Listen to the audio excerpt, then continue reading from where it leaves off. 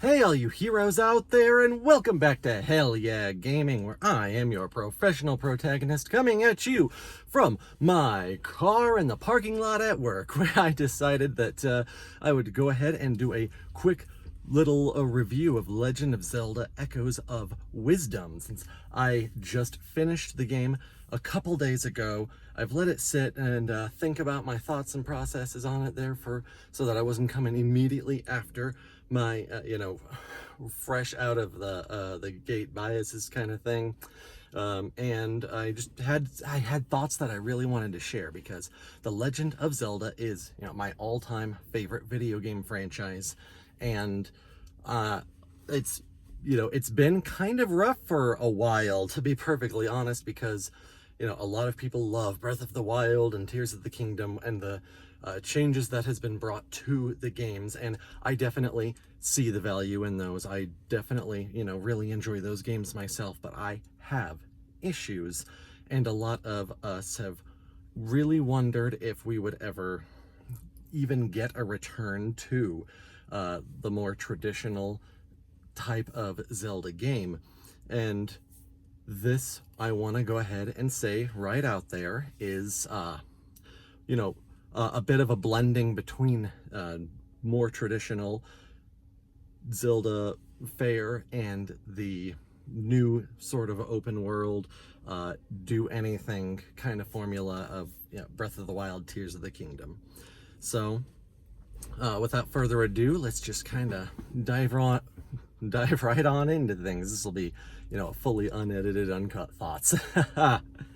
So in terms of gameplay, I definitely had some reservations initially, thinking like, if it's just about collecting echoes and creating enemies to fight for you, like, being a summon fighter is a pretty cool prospect on its own, but how much would you be able to accomplish, and how fun would that feel when compared to the traditional sword fighting and item usage that you would get out of Link.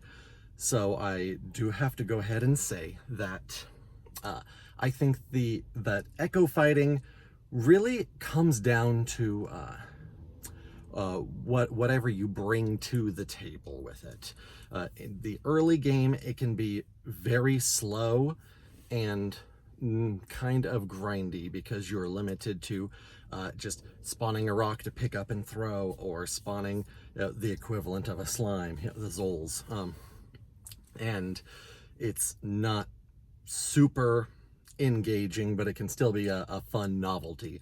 As you progress through the game and things ramp up, you get access to more types of echoes, more types of enemies to summon, more lights kind of going down, more items that you can try to use to sort of box in enemies or create distractions.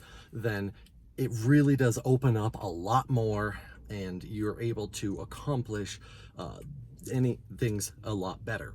Now, along with that though, I did wonder if it would end up having kind of the same sort of issues that you get with Tears of the Kingdom, where yes, things are technically open, but there's really one or two methods to approach something that is just clearly the most optimal, efficient way, and so creativity ends up sort of falling by the wayside, because everyone's going to end up doing the same sort of thing. And I can't say for certain if everybody else ends up falling into the same traps as me, but I definitely, certainly found myself falling into these same behaviors. Oh, my eye is all itchy. Okay. I definitely found myself kind of using the same solutions for problems. And that is not just towards the combat, but also towards the puzzle solving.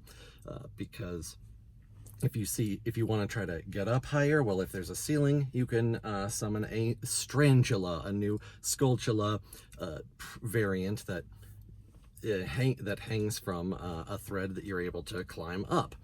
Or once you get the water block, you can just summon as many water blocks as you want, go in and swim up, poop, pop over. The water blocks can also be connected horizontally, which means you come up to a ledge that you want to try to get across. Boom, water block, go into it. Boom, water block, and you just swim across to the end. It's kind of a meme that making staircases of beds is just like the most optimal thing to do, especially early to mid game, and it kind of is. It kind of is. So there is a lot of opportunity for creative problem solution, but ultimately you're gonna fall down into like the most efficient or most optimal version of a solution that covers most puzzles, and that includes engaging with enemies and combat. I kind of crossed over. I started with combat and then just sort of drifted over into puzzles. So let's bring it back into combat here for a moment, and say that sword fighter mode is something that you end up unlocking partway through the first dungeon, and it is definitely fun. It gives you that experience of being Link again, and it feels kind of overpowered, which is also why it has a limited energy gauge. You are able to expand it, upgrade it as the game progresses, unlocking different upgrades to sword fighter form. So you can increase the amount of damage done by sword, bow, bomb, or increase your energy gauge for it to last longer. And then one of the equipable items also shortens how quickly your energy gauge decreases while you're in sword fighter mode, which is all very fun. I ended up not using sword fighter mode too much myself, mostly because I didn't want to rely on it too hard. And I'm just one of those people who's like, if something's got a limited energy source, limited resource, I don't use it. Which ended up not really being a detriment. You can use the energy, absolutely, this. So don't feel like you can be held back. Sword fighter mode, you also have a higher jump while you're in it as well. So you could easily just toggle into sword fighter mode real fast if you can't quite make a jump, even if you've exhausted all your resources, you can't make another echo, you can't quite make it up there, sword fighter mode, boop, there you go. And then right back off. It's, it's a tiny bit of energy taken off.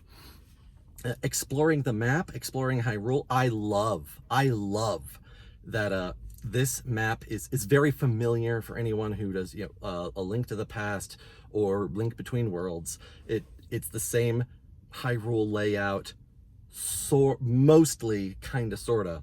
It's that some things askew a little bit, expanded on. It's not like a one-to-one. Things are bigger, there's more space in between things, but then it's also expanded outward a lot more as well. And things aren't a perfect one-to-one, even where they it is the same stuff. It really helps that feeling that in A Link to the Past, Link Between Worlds, that the Gerudo were always over here, but you ended up just not going out there. Or the Gorons were always up on Elden Volcano, just outside the area where you would have been. Now, in some ways, that kind of makes me feel like, well, I wish that we were able to see that back then, but obviously old games, new ones, expansion is the thing that you want to, you do want to make things bigger. And it does kind of address the sort of retroactive plot hole, since Link to the Past came before we had Gorons, before we had the Gerudo. So this is kind of addressing that as a plot hole. Not really, but it makes it feel a lot more cohesive, and gives you a more perspective on it. That being said, the exploration, you can go pretty much anywhere you want to out of the gate once you get through the initial tutorializing, with some limitations. The story is a lot more linear, and which thank the goddesses for that. I am very happy that it is like a linear progression story. You can go most anywhere, but you won't be able to progress the story or go into dungeons that you are not yet ready for based on what you have accomplished. And exploring the map is like really fun, and you can feel like you're getting away with things like, oh, I can get over this tree line. Normally this tree line would be a barrier. I'd have to go all the way around, find a secret path, whatever. Or I can just summon a couple echoes to get over. Now I'm walking on top of the tree line over it. Like it feels like you're kind of getting away with something, and it's a cute little warm fuzzy feeling in my mind. But the downside to that is that a lot of side quests don't trigger until later in the story, which means that you will either miss them or you'll have to go back and re-explore the same areas you've already explored, as well as different kinds of enemies and are located in different places. You can end up encountering late game enemies early, take them out by spamming a bunch of your own echoes at them, and then now you have level 3 sword moblin real early in the game, and it can just completely tank and destroy everything until late game all by itself. You have to get enough triangles to be able to actually summon it. But and then speaking of the summoning aspect, like I said, I did find the combat very, very easy, and puzzle a bit as well. I kind of wish that there were more restrictions to it. You can just summon an echo, and then you can, as long as you don't have, as long as you haven't reached the limit of your of Try's little triangles, you can summon more and keep doing it until you hit that max. Well, what happens when you hit that max? You can just still do it again, and it'll just poof the earliest echo that you've summoned, which kind of makes me feel like, maybe there should be some sort of cooldown on there. If one of your echoes is destroyed by an enemy, doesn't matter, poof, right back into the fight. It's totally fine.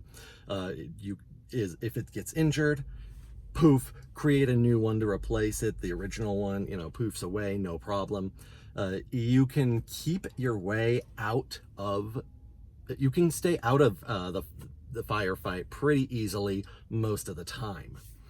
So it really feels like you're never really in too much danger unless you're forced to be in the thick of it. Now, I love the variety of enemies that you can bring forth. Even at the very high levels, they have a lot of different things they can do. A level 3 Lizalfos, it's aquatic, so it can go in the water without drowning. Most of your minion echoes will drown. It has a long spear and a jumping attack, so it can hit things from a distance. It won't be affected by touching an electric or an ice enemy. So it has a lot of benefits to that end. Then level 3 Dark Nut can super armor through most attacks as it does a great big wide swing. Though it still does take damage. It just won't flinch. Then a level 3 Moblin, it's got a big shield with its sword. It's fantastic for one-on-one duels. It can take, as long as you can like bottleneck things, it can take on basically any enemy in perpetuity, because it'll just keep blocking, knock the opponent off balance, and then whoop, stab. So like they all are good for different things, even at the very high levels. Like I said, what I ended up doing was I wanted to explore the entire map, and then I ended up encountering these very high level enemies very early, which trivialized most things up until I got towards the end. Then when it comes to like healing purposes, you have access to beds from basically the very beginning, and you can use beds to sleep and heal. In the midst of combat, unless you have a lot of other echoes to keep enemies busy, not really that smart to do so, because the healing isn't super fast. It is kind of slow until you get like a better bed, and then Zelda's own personal bed. Even then, it takes a few seconds before heart starts, bloop, bloop. That being said, like in between battles, there's nothing stopping you from just plopping down a bed, going, taking a nap until you're maxed out. So using the smoothie mechanic tends to, it really fell by the wayside for me, because unless I was that close to death, in the middle of a fight, I never really needed to heal. As soon as a fight's over, bed, sleep. But if there was something coming at me in the midst of things, then you still have your fairy bottles, and you still do have those smoothies. So at least it's nice to have if you do end up overwhelmed. But like I said, things are pretty easy for the most part. Now, speaking of smoothies, that whole process is kind of painful. First, you have to experiment with the ingredients to see what can actually be made. There's no preset list for you to follow. You have to determine the recipes yourself. And I could not find any sort of pattern of what is allowed to pair with what else to create something. It just kind of went straight over my head. There was no rhyme or reason I could find or follow. If you end up making an incompatible recipe, then just like Breath of the Wild, Tears of the Kingdom, it's you get something that's pixelized and does it because they're censoring it because it's disgusting, and it ends up being very minimally helpful, a half a heart heal. But and that's fine. Like you get ingredients all over the place. You'll be swarming with ingredients, so that's not a big issue. What's more of an issue is that you can only make one smoothie at a time, and you have to mash to skip the cutscene of it being made, and you can't make multiple types of smoothies. You have to then, once it's made, you got to go back in and choose the ingredients again if you want to make more of this. It's the same thing as cooking meals in Breath of the Wild, Tears of the Kingdom, and it is just painful to sit through if you're trying to make a whole bunch, especially if you are making them just to sell them, which is something that I did a lot. I just got my rupees up very high to take to the Great Fairy and then increase my accessory slots. But having to sit there making those smoothies, it takes forever, and at this point it's not excusable.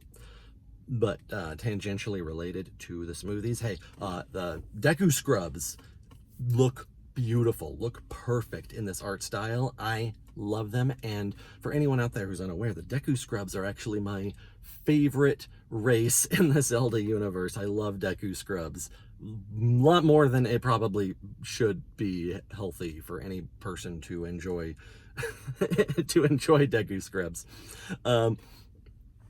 They're all assholes in this one. Like every other place, you're sealing rifts, and they're like so grateful. Oh my God, that's amazing! You're wonderful, princess. However, can we thank you? You go there, and they barely acknowledge anything good that you do for them, or they throw you in jail for sealing some rifts because they were getting cotton candy from them. So it's great. Like I don't know why. Like this is clearly not a group of people that you should like, but I just adore the little little jerkwads. They're all chasing trends, trying to be they're all trying to be trendy in their own way, get ahead of the curve. And I don't know, something about it was just adorable to me. I just like that. I like them. I like Deku Scrubs in previous games more, but like something about how they're treated here, I don't know. It's just hilarious to me, and I love it. Like I was saying, they're my favorite race, and I am so happy that they finally have their own settlement, their own town, the only place to call their own in Hyrule. I mean, yes, there's in Termina, there's a whole Deku Scrub kingdom, but there's never been anything for them in Hyrule. And now the Faron Wetlands is considered the Deku Scrub's home here, in more specifically the town of Scrubton, which is, again, so dumb, but I love it. They they go really cheesy with a lot of the names, like Southorn, like Suthorn, village for where Link is from and whatnot. But it's all great. Speaking of, yeah, I don't actually know how I was going to transition that. Speaking of what, I don't know. But the story, it's very bare bones, it's very minimal, it's serviceable, it's not anything that's gonna like have a lot of in-depth character writing or big events, but it's perfectly good for what it needs to be. The villain of the game isn't a story type villain, it's a gameplay type villain, someone who facilitates the crisis that you're trying to manage, get through, which is all good, all on its own. Once you start like getting into the lore and how, like, story plot, the plot, not all super important. How it affects the lore of the overarching Zelda universe, however, is huge, and I am amazed that Nintendo allowed Grezzo to make, one, a mainline Zelda game, two, with Zelda as the main playable character, and three, one that deeply affects the entire universe so thoroughly and completely. I don't think I'm really saying spoilers when I say that Ganon is not the real villain here. I think anyone who saw him, like, revealed so early and whatnot probably has enough media literacy to understand that this is not the final threat. But there's a lot going into this. There's a lot to unpack for the world at large that I really have to, like, sit down and contemplate deeply. And I really like it. But also what I really like is that while it recontextualizes so much of what we thought about this universe, it also still connects to everything, and it still respects everything, which is not something that I can say about Breath of the Wild and Tears of the Kingdom, which barely feel like they connect together, much less to the rest of the universe. It's so far in the future that is completely disconnected from the rest of the timeline and doesn't matter, always irked me. But like, there's a lot of references to information that we already know from other games that happens in here that is important. Things that you may not necessarily recognize unless you have played the other games, know them, that pull back around here to be relevant, and it's just very pleasant for me. I'm very happy with it, very pleased with that aspect of it.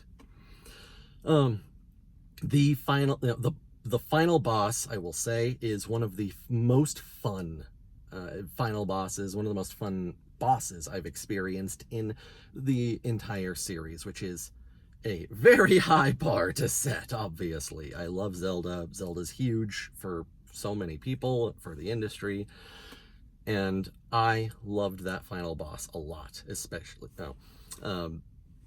And now I'm gonna start kind of getting into spoiler territory. I guess before I start getting into the spoiler territory, I'll just say, like, my overall thoughts to end this is it my new favorite Zelda game? No. Is it my new favorite top down? Probably not, but it's high up there. It has some issues.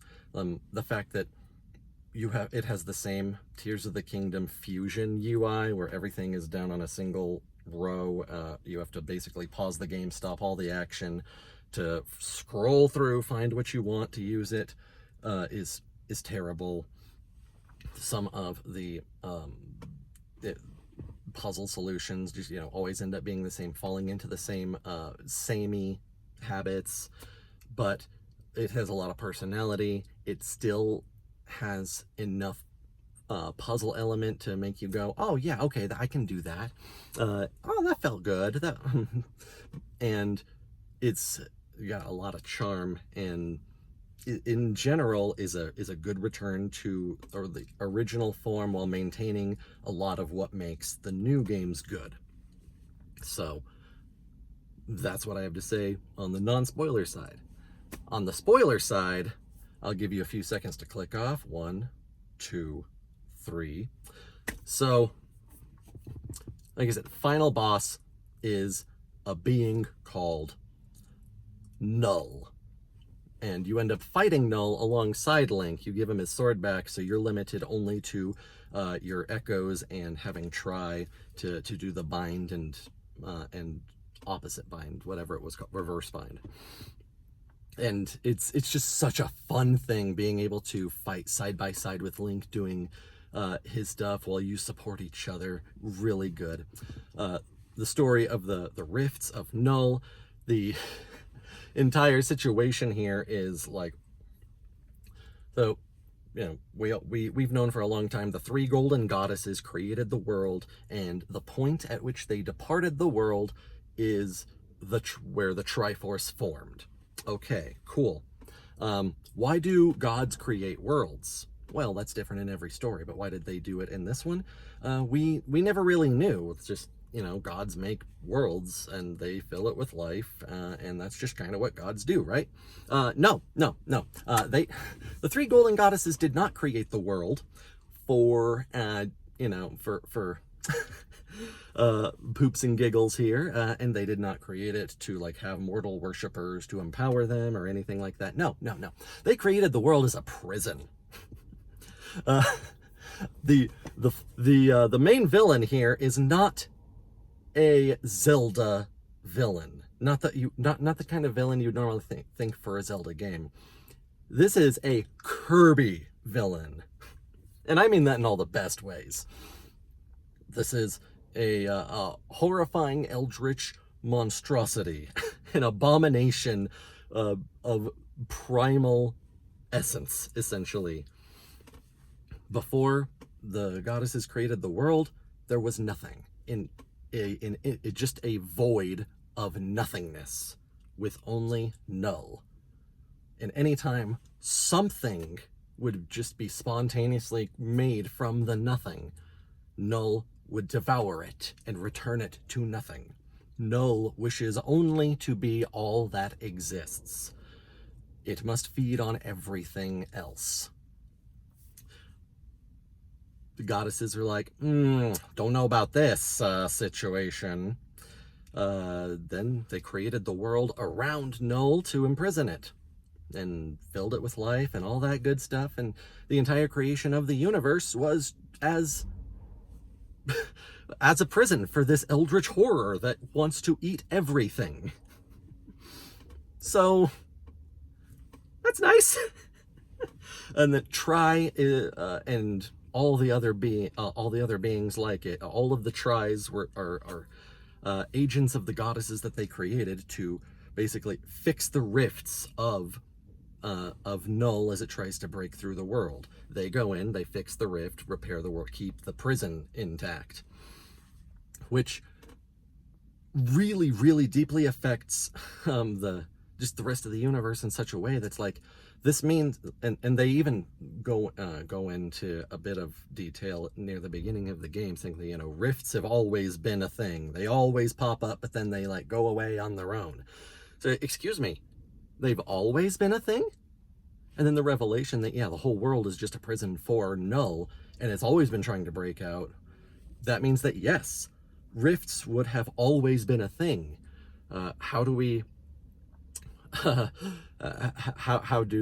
kind of put that together with the entire rest of the timeline, all the other games where we've never seen any rifts before, you're obviously not supposed to think about it that much. The rifts just like never really came up during any of those events, that never became relevant. But they have, as of Echoes of Wisdom, always been a thing that just kind of pops up, and then because of the tries, just vanishes without a trace. And as you go through the game, Zelda actually speaks with the three golden goddesses, something that has never happened before, but makes sense. Link is the chosen hero of the goddess Hylia, yes, but Hylia is a lower tier goddess than the three golden goddesses, and Zelda is her reincarnation, her bloodline. And the priestess with the blood of the goddess. It makes perfect sense that she would be able to communicate with Din, Ferror, and Nehru.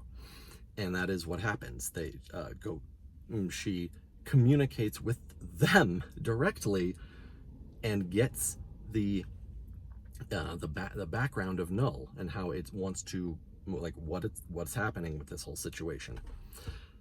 Then it wants to get the Triforce, or as it's known here, the primal energy, and which, like, at this point, there's clearly been a lot of time between Echoes of Wisdom and other things in whichever branch of the timeline it's in. Personally, I think the Fallen Hero timeline is pretty basically the only one it can fit into, but that's neither here nor there. The concept of the Triforce has been gone for some time. The concept of Ganon has been gone for some time. So, with this all being the case, there's different names for things. As time goes on, things evolve, things change. But it's still essentially, the same stuff. It wants the Triforce because, ultimate power, and then it can just eat everything, break out of its prison, eat the world. And you gotta go stop that. In the final fight, you and Link fighting inside Null, basically fighting its core or its heart, where it's taken a bunch of tries prisoner within itself and is using their abilities to create echoes, and that's what all the monsters are. It's creating echoes, including all the bosses, including Ganon, which has deep implications, meaning that Null either ate Ganon or came across Ganon's corpse or something like that. But the fact that Null is from the primal essence of nothingness before creation itself makes it arguably the most powerful single being in the Zelda universe, and on a higher level than Demise, the physical embodiment of the concept of evil, which is, a whole thing. Like I said, the story itself is, it's very simple. The lore implications, intense, huge. It was definitely made for Zelda fans and not like something to entice new players, I will say. And I definitely appreciate that. But it's not unfriendly for new players. So I think that is just about everything that I have to say on the matter. Like I said, I would definitely put it in the higher end of my favorite of the 2D Zelda games.